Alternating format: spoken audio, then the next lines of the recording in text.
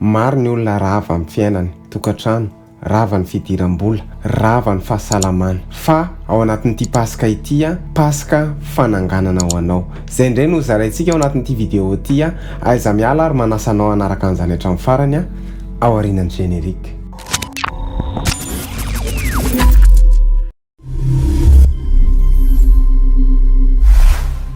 Faly miarabantsika rehetra tompoko natratra ny pasika fananganana ipaka amin'ny fiainanao zao pasika izao. Lioka toko fa 420 tsy anto intsony izy fa efa nitsangana. Ny dikan'ny pasika dia pasika fananganana.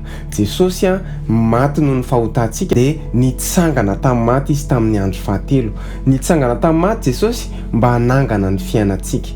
Inona ary ny tokony ataontsika mba hahatonga ny fiainantsika hitsangana? Hoy ny Romana toko 9:1 hoe ary raha ny fanahy izay nanangana an'i Jesosy tamin'ny maty no mitoetra ao anatinareo dia izay nanangana ny Kristy Jesosy tamin'ny maty no hamelona ny tenanareo izay mety maty amin'ny fanahiny izay mitoetra ao anatinareo. Ny fanahy no manangana, ary raha ilay fanahy izay nanangana an'i Jesosy tamin'ny maty izany no mitoetra ao anatintsika dia hanangana ny fiainantsika izany. Izany hoe mifamatotra ny fitsanganan'i Jesosy tamin'ny maty ny fitsanganan'ny fiainantsika. Izany hoe ny fanahin'ny fananganana. Hitantsika tsara ny lalan'ny azo fijaliana fa Kristy dia nipotipotehana, nitorotoroana ary tsy fantatra olombelona mihitsy ny azy fa nefa nitsangana. Ary ny Andriamanitra ivavahantsika dia Andriamanitra ny fananganana, tompon'ny fananganana ary loharan'ny fananganana. Ary io fananganana io fananganana tsy mety ritra. Izany natonga n'Andriamanitra nanangana an' Jesosy. Noho izany aiza miala amin'ny mandrakizay. Ny Andriamanitra ivavahantsika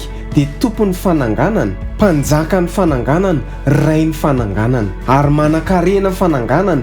Izy ny loharan'ny fananganana. Mety matsiaro tena rava angambany ianao, rava ny fiainanao, rava ny fahasalamanao, rava ny tokantranonao, fa ny Andriamanitra ivavahantsika manan-karena fananganana. Tsara ny manana diplôma, tsara ny manana asa, fa tsy afaka hanangana ny fiainantsika izany satria misy olona tena hoe spécialité-any mihitsy ny misitina fiainan'olona, manala baraka fiainan'olona, ary mety efa nalain'olona baraka tato amin'ny Facebook ianao. Fa ny Andriamanitra ivavahantsika dia Andriamanitra manan-karena fananganana. Mety rava ny fandraranao ary ny asan'olona mantsy ny valeur, ny ary efa tsisy asan'olona dia tsisy valeur, very valeur eo amin'ny fianakaviana, eo amin'ny ankonana.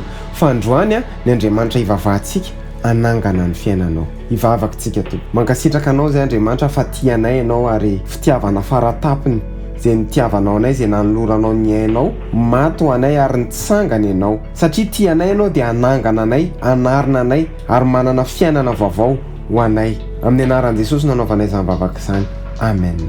Raha nafinaritra anao ny vidéo dia aza misalasala, milike sy micommente sy mipartage. Dia raha mbola tsy abonné ny page ianao dia manasanao izay isabonina amin'ny page dia manome fotoana antsika amin'ny herin'ny toy izao indray veloma tompoko.